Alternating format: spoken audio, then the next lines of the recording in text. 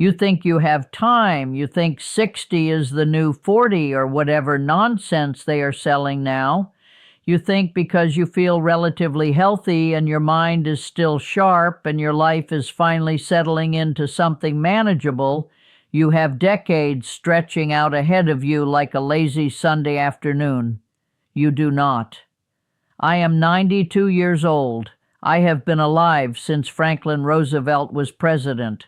I have buried my husband, my parents, 2 siblings, and more friends than I can count. And I am here to tell you that your 60s are not the beginning of your golden years.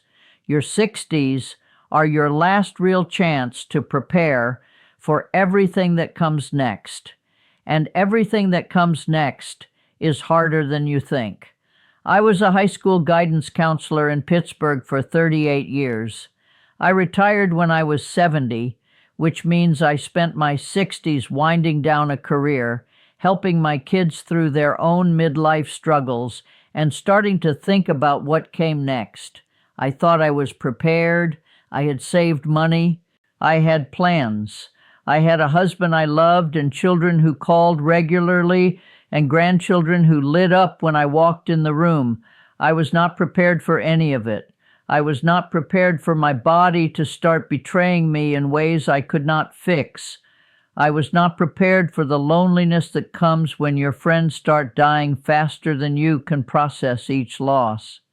I was not prepared for my husband of 63 years to drop dead in a hardware store on a Tuesday afternoon while I was home making a grocery list. I was not prepared for the terror of a stroke, of waking up in a hospital, unable to move my left side, of realizing I could no longer live alone. So, this is not a video from someone who figured it out. This is a video from someone who wishes she had been warned. And if you are in your 60s right now, consider this your warning. Lesson number 1, your body is about to change in ways you cannot reverse, and you need to build strength now while you still can. When I was 62, I could walk 3 miles without thinking about it. I could carry groceries up the stairs. I could get down on the floor to play with my grandchildren and get back up again without help. I took all of that for granted because it had always been true. By 75, walking a mile was an accomplishment. By 80, I needed to rest halfway up the stairs. By 84, a stroke took what was left of my independence. Here is what nobody tells you. The muscle you lose after 60 is almost impossible to get back. The bone density you lose is gone forever. The balance you had naturally starts requiring conscious effort. And if you do not actively fight against this decline, if you do not exercise and move and challenge your body while it can still respond, you are going to spend your 80s and 90s trapped in a body that cannot do what your mind wants it to do. I watch my great-grandchildren run across the yard, and I remember when I could run. I remember when my legs were strong and my back did not ache, and standing up from a chair was not an athletic event. That woman feels like a stranger now. I wish I had treated her body better. I wish I had built more strength when I had the chance. If you are 62 and you can still walk 3 miles, walk 3 miles. Every day. Build the strength now because you are going to need it. Lesson number 2, your friends are going to start dying and you need more of them than you think. I had a close group of 4 women I had known since my 30s. We called ourselves the Tuesday Girls because we met for lunch every Tuesday for almost 40 years. Barbara, Eileen, Margaret, and me. We raised our children together. We supported each other through divorces and cancer scares and the deaths of our parents. I thought those friendships would last forever. Barbara died in 2008, heart attack. She was 75. Eileen died in 2014, cancer. She was 81. Margaret died in 2020. She was 87. I am the only Tuesday girl left. I did not make new friends in my 60s. I thought I had enough. I thought Barbara and Eileen and Margaret would be there until the end. I did not realize the end would come for them so much sooner than it came for me. Now I am 92, and most of the people who knew me when I was young are gone. My daughter is wonderful. My grandchildren visit when they can. But it is not the same as having a friend who remembers what you were like at 35. It is not the same as having someone who knew your parents, who came to your wedding, who held your babies. Make friends in your 60s, younger friends, older friends, new friends, any friends. Cast a wide net because you have no idea who will still be alive in 20 years. The loneliness of outliving everyone you love is something I would not wish on anyone. Lesson number 3, have the conversations about death and money now, while everyone is still healthy enough to have them. When my mother was 89, she had a stroke that left her unable to speak. She lived another 3 years, and we had no idea what she wanted. Did she want to be kept alive on machines? Did she want aggressive treatment or comfort care? Where was her will? What were the passwords to her accounts? We spent those 3 years guessing, fighting with each other, making decisions in the dark. I swore I would not do that to my children, and I almost did anyway, because talking about death is uncomfortable.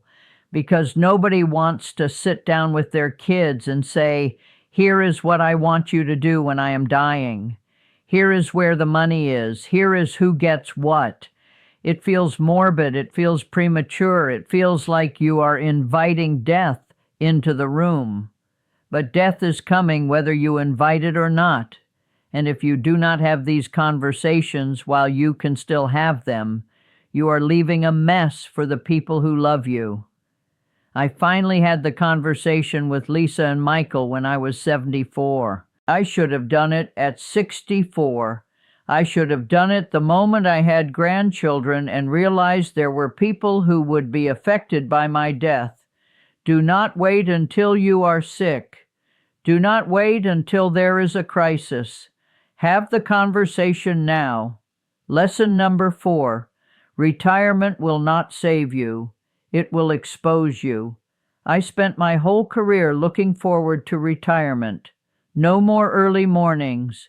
No more difficult students, no more paperwork. I was going to travel and garden and read all the books I had been putting off. I was going to finally have time. I retired at 70, and I fell apart. I did not know who I was without my job. For 38 years, I had been Mrs. Costello, the guidance counselor. That was my identity. That was my purpose. And suddenly, I was just Lorraine, an old woman with nothing particular to do and nowhere particular to be. It took me 3 years to find myself again. 3 years of feeling useless and lost before I discovered that I love painting watercolors, that I love volunteering at the library, that I love having lunch with my daughter on a Tuesday for no reason. But those 3 years were dark. Anthony was worried about me. My children were worried about me. I was worried about me. If you are in your 60s and your job is your whole identity, you are heading for a cliff. Start building a life outside of work now. Develop hobbies. Maintain friendships. Figure out what you love besides your paycheck, because the day you retire, you are going to need something to be, and if you have not built that something, you are going to be nothing. Lesson number 5. You have less time with your spouse than you think, and most of it will not be the healthy, active years you are imagining. Anthony and I were married 63 years. That sounds like a lot. It is a lot, but when I do the math, it breaks my heart. The first 20 years we were young and building a life and raising children. We were so busy we barely had time for each other. The next 15 years included that terrible period when we almost divorced, and then the hard work of rebuilding, It was not until our 50s that we had a truly good marriage, and by then we had maybe 30 years left together.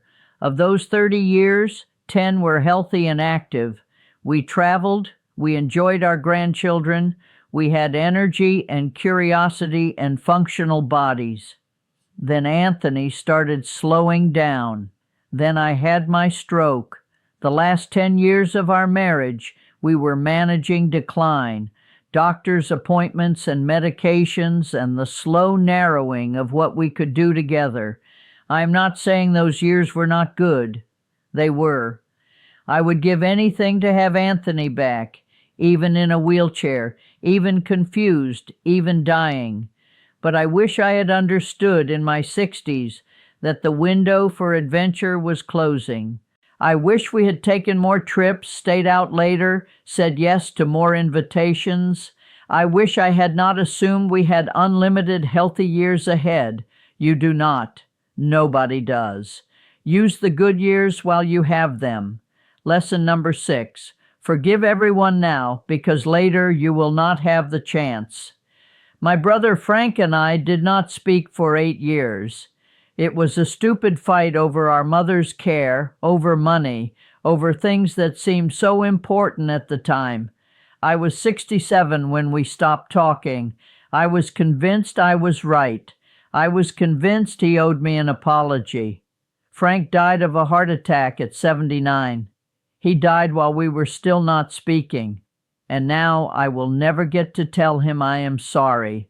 I will never get to hear his voice again. I will never get to sit across from him at a holiday table and roll my eyes at the same family stories we had heard 100 times. 8 years of silence for what? For pride, for being right, for refusing to be the one who reached out first. If there is someone you are not speaking to, someone you love who hurt you or who you hurt, pick up the phone today, not tomorrow, not next week, today. Because people die and they do not wait for you to be ready. They do not wait for the right moment or the perfect apology. They just go and they take your chance with them. Lesson number 7, your adult children do not need your advice. They need your presence. I spent my 60s giving my children advice about their careers, their marriages, their parenting. I had 38 years of experience as a guidance counselor. I knew things. I had wisdom to share. They did not want my wisdom. They wanted me to show up and be their mother, not their counselor. They wanted me to hold their babies and eat dinner at their tables and ask about their lives without trying to fix anything. Every time I offered unsolicited advice, I was telling them I did not trust them to figure it out themselves. It took me until my 70s to learn to keep my mouth shut, to listen without solving, to be present without controlling. And by then I had damaged my relationship with Michael so badly that we spent 7 years not speaking. Your adult children are adults. They do not need you to tell them what to do. They need you to love them while they figure it out. That is harder than giving advice, but it is what they actually need. Lesson number 8. Write things down because you are going to forget everything.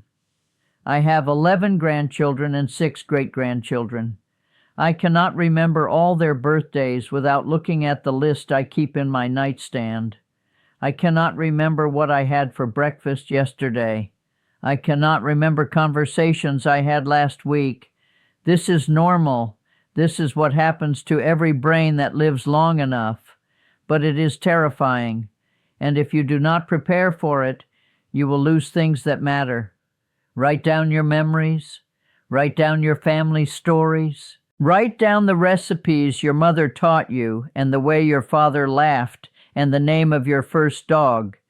Write down what you want your grandchildren to know about who you were before you were old. I started keeping a journal when I was 78. I wish I had started at 60. I have lost so many memories that I cannot get back. Memories that only existed in my head and are now gone forever. Do not let that happen to you. Lesson number 9. You are going to be scared, and courage is doing it anyway.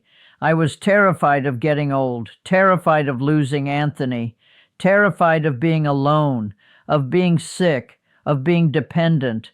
I spent my 60s trying not to think about it, as if ignoring my fear would make it go away. It did not go away. Everything I was afraid of happened. Anthony died. I had a stroke. I lost my independence. I live with my daughter now because I cannot live alone. Every fear came true, and I am still here. I am still me. I still laugh at my granddaughter's jokes and look forward to my great-grandson's visits and enjoy a good cup of coffee in the morning. The things I feared did not destroy me. They changed me. They diminished me in some ways, but they did not end me. You are going to face loss and decline and death. You cannot avoid it, but you can face it with courage instead of denial. You can prepare for it instead of pretending it will never come. And when it comes, you can discover that you are stronger than you thought. Lesson number 10, and this is the one I need you to hear. The last 30 years go faster than the first 60. I blinked and I was 70. I blinked and I was 80. I blinked and Anthony was dead and I was 90. And then 92. And now I am sitting here wondering where it all went. When you are young, time moves slowly because everything is new. When you are old, time moves fast because you have seen it all before. The seasons blur together. The years collapse into each other. You wake up one morning and realize a decade has passed and you cannot account for it.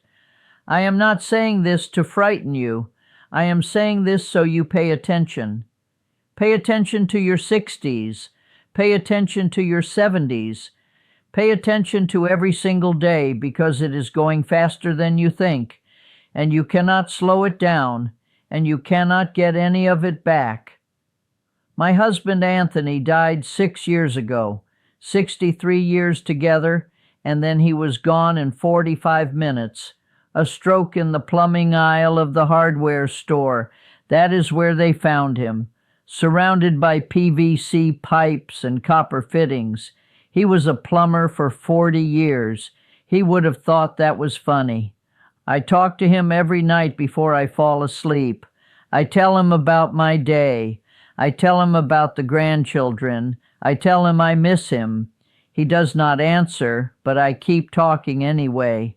Because that is what love becomes, a conversation with someone who is not there anymore. I'm 92 years old. I have a photograph of Anthony on the shelf behind me. I have outlived almost everyone I have ever loved. And if I could go back to my 60s, if I could sit across from that woman who thought she had all the time in the world, I would grab her by the shoulders and I would say, "Listen to me. It goes fast, faster than you can imagine. So pay attention. Be present. Say, I love you. Take the trip. Make the call. Forgive the grudge because one day you will be 92 and alone in your daughter's living room talking to a camera, hoping that someone out there hears you before it is too late. Do not waste your 60s the way I wasted mine. You still have time, but not as much as you